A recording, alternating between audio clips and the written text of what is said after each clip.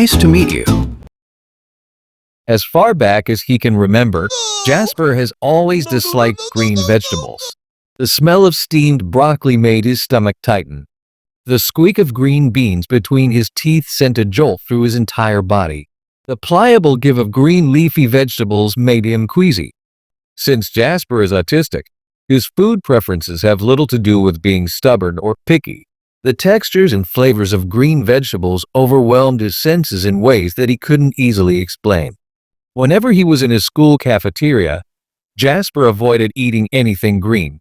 At home, his mother was able to feed him yellow zucchini, red radishes, white cauliflower, and orange carrots. She carefully avoided serving him green vegetables like peas, avocados, or spinach. At fast food restaurants, Jasper ordered his burgers without lettuce or pickles. His tacos could not have lettuce.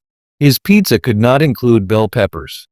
During his sophomore year, things began to change after Jasper took a life skills cooking elective that the counselor had put him in. The class moved slowly but methodically, first learning about food safety and sanitation, before entering the kitchen.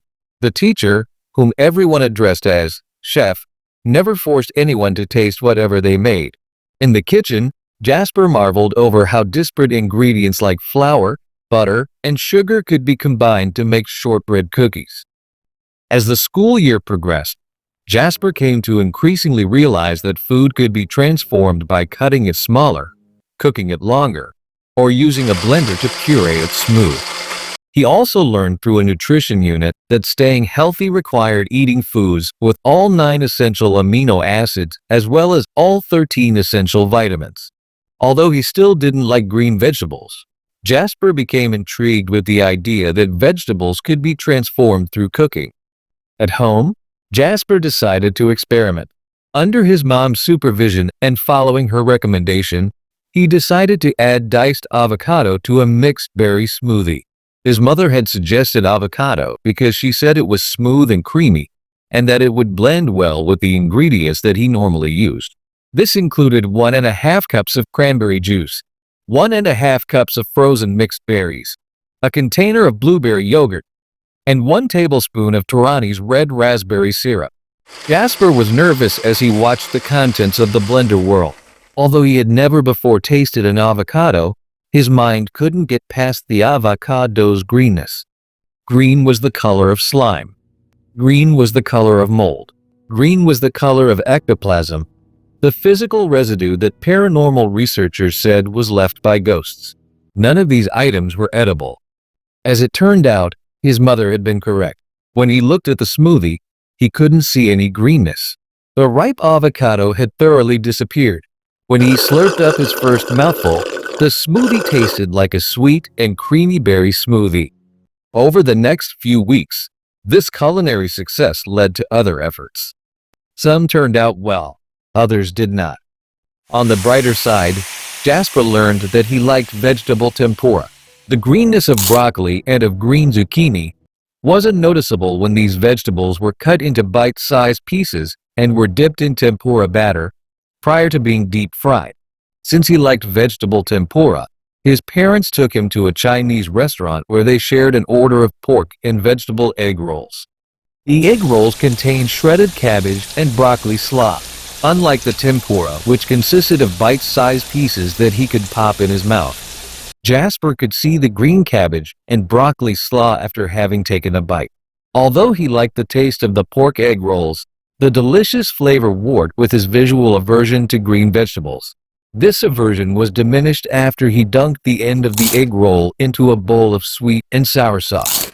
The sauce coated the vegetables, obscuring their greenness.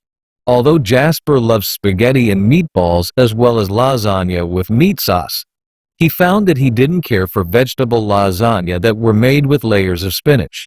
Since the spinach was clearly visible as a thin but dense layer of dark greenery, Jasper was unable to bring himself to eat his mother's vegetable lasagna.